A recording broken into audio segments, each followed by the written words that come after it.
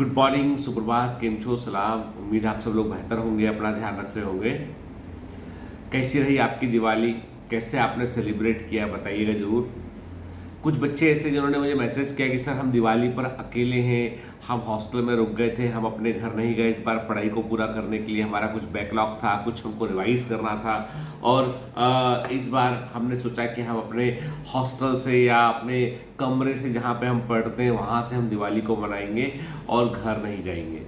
और खालीपन लग रहा है, अकेलापन लग रहा है। पर मैं एक बात आपसे कहूँ मैं कि ये जो खालीपन, अकेलापन है, या आपने जो फैसला लिया है ये कि भाई हम अभी पढ़ेंगे इस फेस्टिव टाइम में, 4-5 दिन जो हमको गैप मिलता है, हर कोचिंग क्लास में हर जगह गैप मिलता है, तो ये जो 4-5-6 दिन होते हैं ये बहुत इंपॉर्टेंट होते हैं रिवीजन के लिए, बैकलॉग को कवर करने के लिए, कुछ छूट गया उसे समझने के लिए, ठीक है।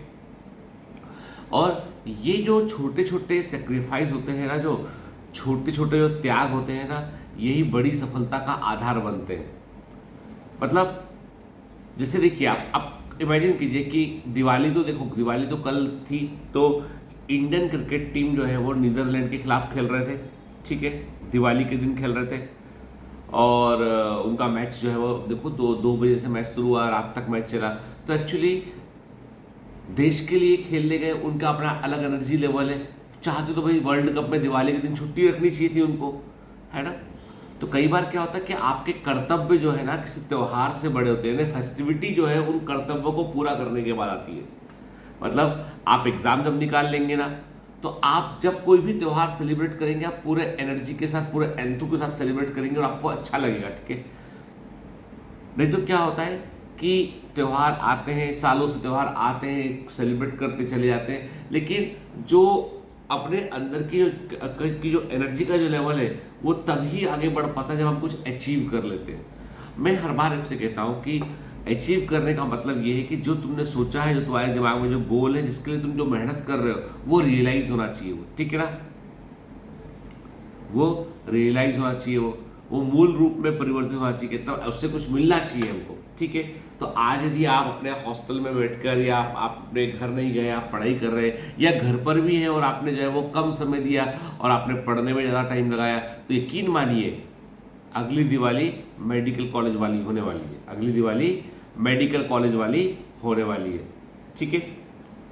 अब आज मैं छोटी सी आपको एक लर्निंग और बताऊंगा आपको मैं कि जैसे दिवाली जैसे त्यौहार जो होते हैं ना, ये परिवार के साथ मनाए जाते हैं, ठीक है, फैमिली मेम्बर साथ। अब देखो हम लोग क्या है, हम लोग बॉम्बे रहते हैं, तो इसलिए हम लोग जो है दिवाली पर जो है वो या तो फैमिली, दिवाली पर ऐसा माना जाता है कि भाई जो जहाँ रहता है वहाँ पर अपना लक्ष्मी पूजन वो करे अपना, ठीक है। तो वो मतलब ऐसा ऐसा त्यौहार होता है, या तो बाकी लोग आपके पास आए, और चूंकि यहाँ पे हमारे पास में बॉम्बे में बिजनेस प्रमाइसेस भी होते हैं, वहाँ भी पूजा करना बहुत जरूरी होता है।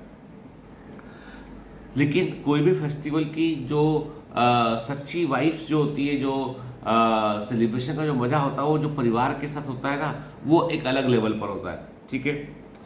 तो लेकिन कई लोग, मैं देखता हूँ कई लोग जो है ऐसे होते हैं जो जिनको हमेशा कंप्लेंट रहता है कि भाई हमारे रिलेटिव रिश्तेदार जो है वो हमें जब पूछते नहीं है उतना, और कभी कभी मजाक भी बनाते हैं, हंसी भी उड़ाते हैं। तो कई लोग जो है रिलेटिव्स को लेके बड़े आहत रहते हैं।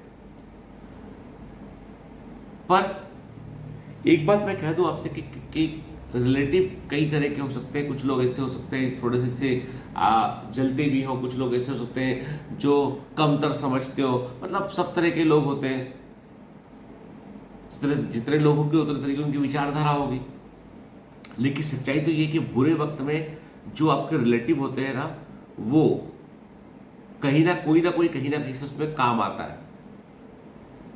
हो सकता है जब सब कुछ अच्छा चल रहा हो तब शायद वो आपको आपके उतने काम ना आते हो, किसी की बात पर ऐसी बात कह देते हो जो हर्ट कर जाती हो।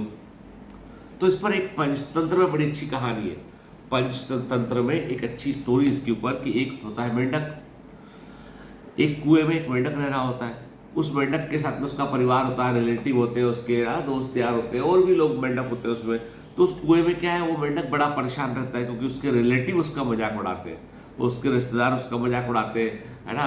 और दोस्त यार भी बार बार में उसका मजाक बनाते हैं। तो मेंढक सोचता है कि मैं एक काम करता हूँ, मैं तो इस कुएं को छोड़कर कहीं और चला जाता हूँ। दुखी मन से एक दिन वो कुआं छोड़कर बाहर निकल जाता है। दुखी मन से वो कुआं छोड़कर बाहर निकल जाता है। अब बाहर जाके आगे निकलता है, कुएं से बाहर निकलता है, उसे एक जो है वो जो है वहां पर एक छेद दिखाई पड़ता है, बामी दिखाई पड़ती, सांप सांप के रहने की जगह होती है वो।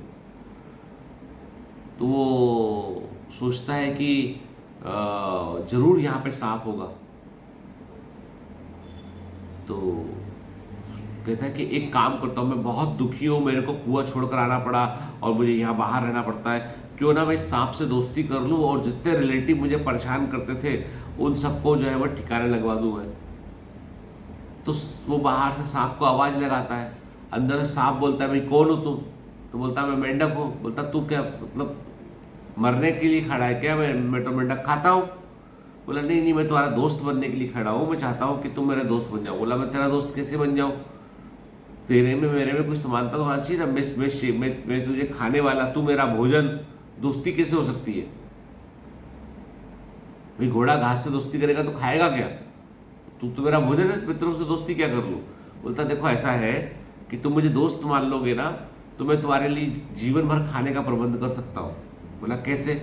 बोला, मैं यहाँ पास के कुएं में रहता हूँ, मेरे बहुत सारे मित्र और मेरे दुश्मन और मेरे रिश्तेदार जो मुझे छिड़ाते हैं वो सारे मेंढक वहाँ रहते हैं, और मुझे जो है वो, तुम मेरे साथ उस कुएं में चलो और जब जब तक रहना हो वहाँ रहना, और जिसको खाना हो खा लेना। तो बोलता, भाई कुआं इतना इतना मोटी दीवारें उसकी होती है, उसमें मैं कैसे घुसूंगा कुएं में? कहाँ रहूंगा मैं वहाँ पे कुएं में? कुएं में कोई सांप रहे, मतलब मैं कोई पानी का सांप तो हूँ नहीं हूँ। बोला, मैं प्रबंध करता हूँ। तो वो मेंढक जाता है और एक रास्ता उसे पता होता है कि कुएं में कहाँ से इंटर कर सकते हैं, वहाँ से इंटर करवाता है। कुएं में रहने की जगह वगैरह पता करता है कि उसे कुएं में, चूंकि जन्म कुएं में हुआ था, पता रहता था कि कहाँ पे सांप रह सकता है। बोलता है, वो कुएं में एक जगह है, वो मैं तुमको बताता हूँ, तुम मेरे साथ चलो। सांप साथ चल देता है उसके, और वो सांप से बोलता, देखो ये मैं बता रहा हूँ, ये मेंढक मेरा मजाक उड़ाते थे, इन सबको तुम खा जाओ। तो सांप जो है वो आराम से कभी इसको खाता कभी उसको खाता। कुछ महीने गुजर जाते, सांप उसके जितने भी मेंढक उसका मजाक उड़ाया करते थे, जो रिलेटिव थे उसके, वो सारे मेंढक सांप खा चुका होता है। अब सांप एक दिन बोलता है उससे कि मित्र, अब एक बात बताओ मेरे को, तो आए दुश्मन जो थे, जो मजाक उड़ाया करते थे, रिलेटिव थे, वो सब मैंने खा लिए, लेकिन भूख तो मुझे रोज लगती है, अब क्या खाऊं मैं? अब जो मेंढक बचे वो तुम्हारे दोस्त थे, जान पहचान वाले हैं, उनने तुम्हारा कुछ बिगाड़ा नहीं है। अब तुम मुझे खाने नहीं दोगे उनको, मैं तो भूखा रह जाऊंगा, बताओ क्या करूं? और मैं वापस नहीं आ सकता, मेरा मेरा मेरा जो बिल था उस पर कोई और दूसरा सांप आ गया होगा, यही रहूंगा, बताओ क्या करूं? तो दुखी मन से वो मेंढक कहता, ठीक है, तुम्हें जो जो समझ में आए, तुम जो जो मेरे कम मित्र है, मेरे जो सिर्फ जान पहचान वाले, तुम उनको खा लो एक एक करके। तो वो उनको खाना शुरू करता है। कुछ महीने उससे गुजर जाते हैं। अब बचते केवल मेंढक और उसके दोस्त यार, परिवार, क्लोज परिवार। सांप कहता, देखो ऐसा है, हम भूखे तो नहीं मर सकते, अब हम जो दूसरे मेंढक बचे उन्हें खाएंगे। एक एक करके उसके दोस्तों को खाना शुरू करता है वो। कुछ महीने और गुजरते हैं। फाइनली उस मेंढक का क्लोज परिवार, भाई है ये वो, क्लोज परिवार बचता है। अब वो सांप उनको भी खाना शुरू करता है। एक दिन तो हद हो जाती है कि वो सांप उस मेंढक के बच्चे को ही खा जाता है। सांप की पत्नी मेंढक की पत्नी बड़ी दुखी होती, बोलती कि क्या तो तुम उसको किसको ले आए? तुम मेरा बच्चा खा गया वो। तो मेंढक जाके उससे मिलता है कि तुम इसे किसे किया तुमने? तो बोलता, देखो भूख लगती है, क्या करें अब बताओ, अब तो कुछ बचा ही नहीं, अब तो तुम बच्चे हो, तो वाइफ बची है, कुछ प्रबंध करो मेरे लिए, मैं भूखा तो नहीं रह सकता हूँ। तो वो मेंढक कहता है, एक काम करता हूँ मैं, तुम मुझ पर भरोसा करते हो? बोला, हाँ भरोसा करता हूँ, तुम ही तो लेके आए मेरे को यहाँ पर। मैं एक दूसरे कुएं में जाता हूँ, वहां जाके पता करता हूँ पूरी व्यवस्था, या तुम मेरे साथ वहां चलना, या वहां से मैं मेंढकों को यहाँ पे शिफ्ट करवाता हूँ और कुछ मेंढक यहाँ लेके आता हूँ, तुम धीमे धीमे उन्हें खा लेना। बोलता, ये ठीक है। तो मेंढक अपनी पत्नी के साथ जो है कुआं छोड़ के बाहर निकलता है और भाग जाता है। अब काफी दिन तक जो है वो लौट के नहीं आता। जब वो मेंढक कुएं में, तो सांप पता लगवाता है कि भाई कि वो कहाँ गया मेंढक। तो मालूम चलता है उसे खबर कि भाई वो मेंढक तो जो है छोड़ के भाग गया है, जंगल से दूर कहीं चला गया। तो अब इस कहानी से क्या प्रेरणा मिलती है? इस कहानी से ये प्रेरणा मिलती है कि भैया निकट संबंधी या दोस्त यार जैसे भी हो, उनसे बदला लेने के लिए किसी दुश्मन को उनका दुश्मन नहीं बनाना चाहिए। मतलब सांप तो दुश्मन था उसका, उससे जाके वहां दोस्ती कर ली उससे, और उसके जरिए इनको खत्म कर रहा था वो। एक दिन वो सांप उसी पे पलट गया, वो उसी के क्लोज रिलेटिव को, उसी के बच्चे को खा गया वो। तो दुष्ट व्यक्ति दुष्ट ही होता है, दुष्ट व्यक्ति, दुष्ट प्रवृत्ति का व्यक्ति दुष्ट ही होता है। तो उससे बहुत मित्रता करके आप अपने रिलेटिव या अपने लोगों के साथ में बुरा नहीं कर सकते, एक दिन नहीं तो अब खुद के साथ बुरा होता है। तो मैं वही कहता हूं आपसे कि you have to be developed the power of tolerance.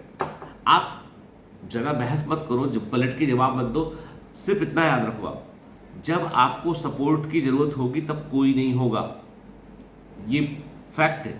जब आपको सच में सपोर्ट चाहिए होगा कोई नहीं होगा, लेकिन जब आप अचीव कर लोगे, सफल हो जाओगे, तो कॉन्ग्रेचुलेशंस देने वाले आपको ऐसे ऐसे लोग होंगे जिनको आपको लगेगा कि आप पहचान भी नहीं पाओगे। बोलेगा कि मैं तुम्हारी बुआ के फला का लड़का हूं मैं, ठीक है, दूर का संबंध भी निकाल के पास आदमी आएगा क्योंकि तुम सफल हो। याद रखिएगा, बधाई देते समय भीड़ होती है, संघर्ष करते समय भीड़ नहीं होती है। तो आपको वो हासिल करना है कि ये जितने विरोध हैं, जितने लोग हैं, वो सब आपके फॉलोअर बन जाए। कहते हैं भगवान बुद्ध जब जो है वो जब वो ज्ञान प्राप्ति के लिए जा रहे थे वो, तो उन्होंने सबसे पहले जो है उन्होंने जो है वो उनके साथ में उनको 4-5 कुछ और लोग मिले जिनको उन्होंने पहले ज्ञान, जो जब तक उनको निर्वाण नहीं ज्ञान, जब तक उनको ज्ञान प्राप्त नहीं हुआ था तो बोधि वृक्ष के नीचे, तो उन्होंने उनको 5-6 लोगों को अपनी बातें बताई, तो उनको कोई उनको मानने तैयार नहीं था। जब उन्हें ज्ञान प्राप्त हो गया तो सबसे पहले उन्होंने 5 लोगों को ढूंढा, उन्हीं को ज्ञान दिया उन्होंने पहले, ठीक है, और अब वो उनका तेज देख के उनको मान गए थे वो। तो बुद्ध को भी जो है वो बहुत विरोध का सामना करना पड़ा था, भगवान बुद्ध को भी। शुरू में लोग उनको मानते थे, बाद में लोग बड़े फॉलोअर बन गए उनके। तो सफलता जो होती है और आपका इंटेलेक्चुअल लेवल जो है वो अपने आप फॉलोअर बढ़ाता है, आपको कुछ करना नहीं पड़ता है। तो कभी मन को दुखी मत कीजिए, कोई ने क्या कह दिया है क्या, उससे मन को दुखी मत कीजिए, मन को मजबूत कीजिए और लोगों को मजबूर कीजिए कि वो तुम्हारी तारीफ करने लगे। वो कैसे कर सकते हो? अचीव करके। तो मैं यही बोलूंगा आपसे कि दिवाली की वाइब्रेशन अभी खत्म नहीं हुई है, दिवाली है तो हम अपने अंदर, मन के अंदर उजियारा करें। और दूसरी बात यह है कि ठान लें हम कि अगली दिवाली मेडिकल कॉलेज में।